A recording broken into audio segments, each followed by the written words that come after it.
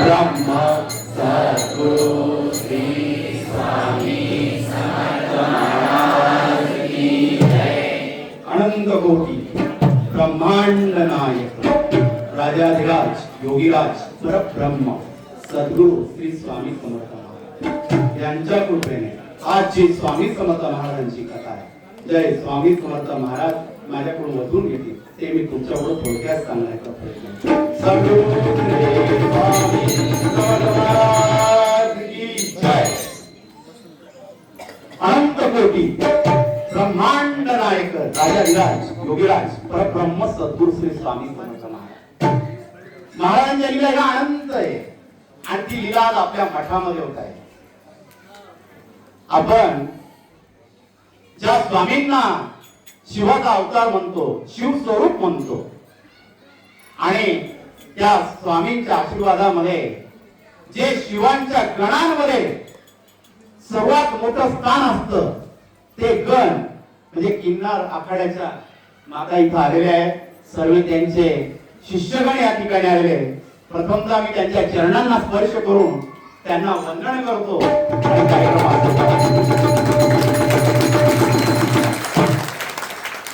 मी सर्व स्वामी समर्थ महाराजांची कृपा। हा अनंत कोटी ब्रह्मांड नायक आपल्या पाठीशी आहे। महाराजांच्या लीलांमध्ये प्रत्येक ठिकाणी अर्ध नटेश्वराचा अर्थ सांगितला जातो आणि स्वामी ते दर्शवून सुद्धा देत असतात। कारण की महाराजांच्या गुरुलीलामृत मध्ये सुद्धा काही काही वर्णन आहे आणि शास्त्रामध्ये सुद्धा वर्णन आहे की देवांच्या पहिलं कोणतं स्थान असतं तर ते यंत्र आहे, नंतर आपलं स्थान। माझे महाराज सुद्धा कधी दर्शवत असतात स्त्री आणि पुरुषाचा मतभेद तुम्ही मला सांगा, नंतर माझ्या समोर हे कोणी सांगत असतं तर मला ब्रह्मांड नायक सांगत असतो।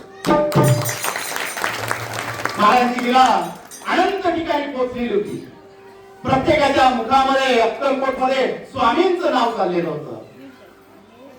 प्रत्येकाच्या मुखामध्ये चालत असताना प्रत्येक जण स्वामींचं दर्शन घेत असते, स्वामी पुढे नतमस्तक होत असते आणि प्रत्येकाला तो आनंद मिळत असते।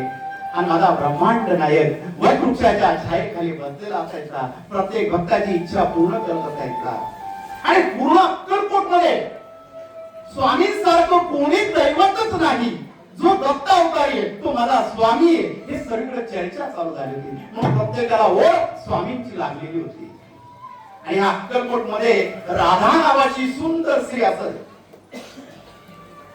हिला ज्यावेळेस स्वामींची कीर्ती कानावर पडली आणि हिचं काम होतं पुरुषांना भुरमध्ये पाडणं आणि आपल्या नादी लावणं या राधाचं काम होतं।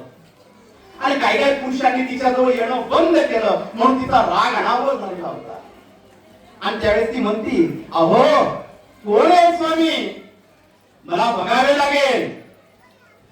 प्रत्येक जणाच्या मुखामध्ये स्वामींचं नाव येतं आणि त्यावेळेस ती राधा स्वामींच्या शोधामध्ये अक्कलकोट मध्ये फिरू लागली।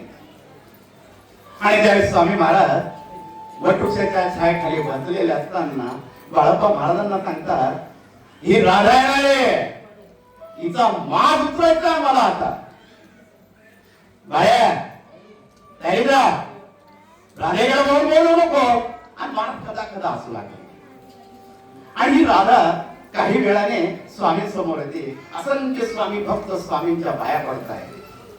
ही राधा तिच्या सुंदरतेचा गर्व तिला झालेला होता आणि ती आल्यावर सर्व बाजूला झाले, प्रत्येक जण तिच्याकडे पाहतोय। ही राधा स्वामी समोर येते आणि ज्यावेळेस येत असताना प्रत्येक जण बाजूला झाला, प्रत्येक जण स्वामीच्या चरणाजवळ होता आणि ही राधा स्वामीच्या जवळ जाऊन बसली।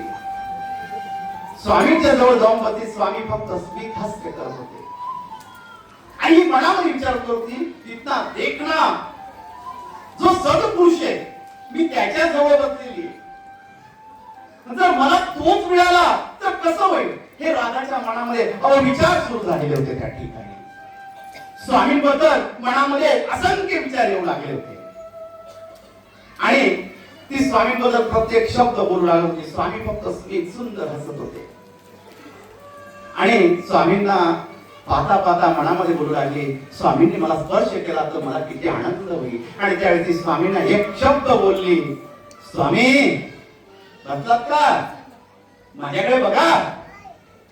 आणि त्यावेळी तिच्या डोक्याचा पदर खाली पडला, ती स्वामींकडे बघू लागले.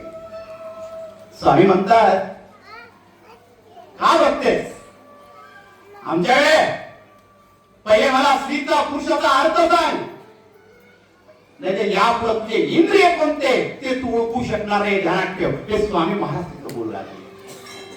आणि राधा हसू लागली, मला स्वामी तुम्ही पाहिजे, आम्ही काय आम्ही आहोत, हे स्वामी बोलले त्या ठिकाणी.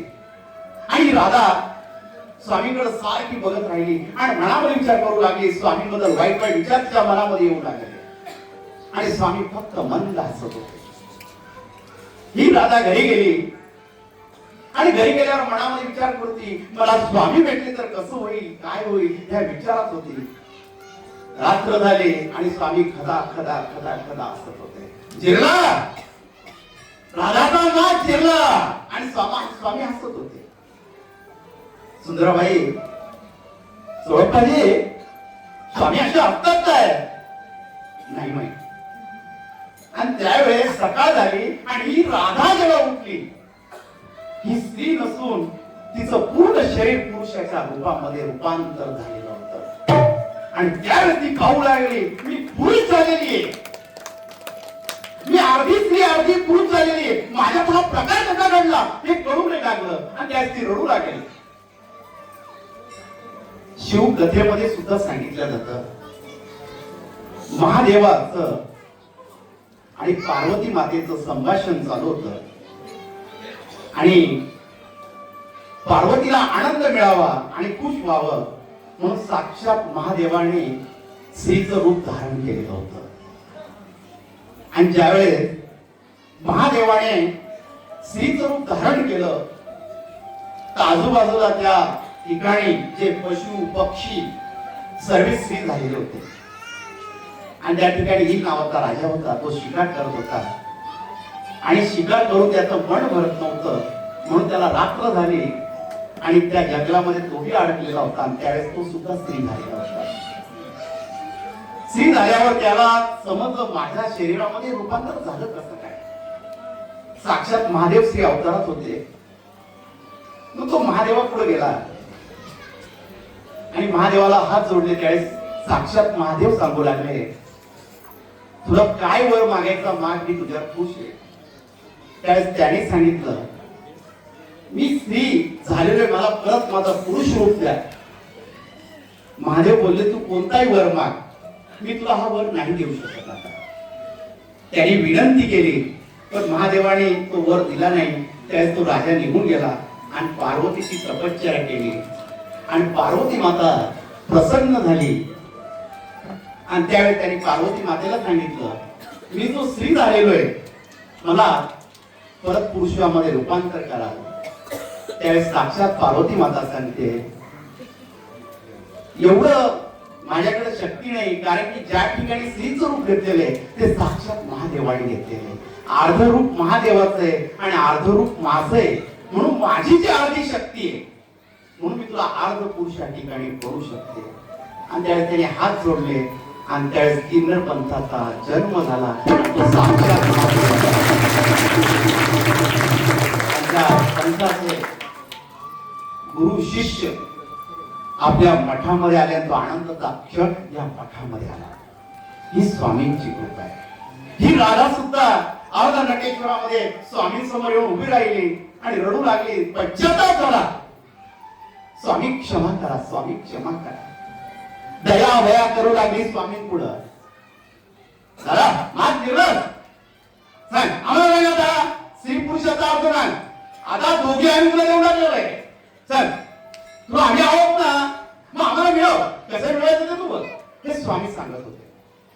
स्वामी चुकले हो मी, मला आज अर्थ कळाला, तुम्हाला मिळवण्याचा अर्थ कळाला. स्वामी महाराज, मी तुम्हाला वेगळ्या वासनेने मागत होती, आज माझ्या मनातली सर्व वासना मिटली हो स्वामी महाराज. आणि तुम्ही मला भेटलात, मला काहीच नको. का आता तू आलोय आम्ही तुला रमण ठेवतो रमण आमच्या सेवेमध्ये आमचं नाव तुझ्या मुखामध्ये राहू दे आम्ही सतत तुझ्या सोबत आहे आणि त्यावेळेस ती राधा रमण होऊन गेली आणि स्वामींचं नामस्मरण घेऊ लागली श्री स्वामी समर्थ जय जय स्वामी समर्थ सद्गुरु स्वामी समर्थ जय जय स्वामी समर्थ महाराज स्वामी समर्थ जय जय स्वामी समर्थ सद्गुरु स्वामी समर्थ जय जय स्वामी समर्थ महाराज स्वामी समर्थ जय जय स्वामी समर्थ सद्गुरु स्वामी समर्थ जय जय स्वामी समर्थ महाराज स्वामी समर्थ जय जय स्वामी स्वामींचं नामस्मरण करत होती आणि महाराज तिला सांगताय तू आमचा रमण झालास आणि आमची राधा बी तूच आहे आणि त्या रूपामध्ये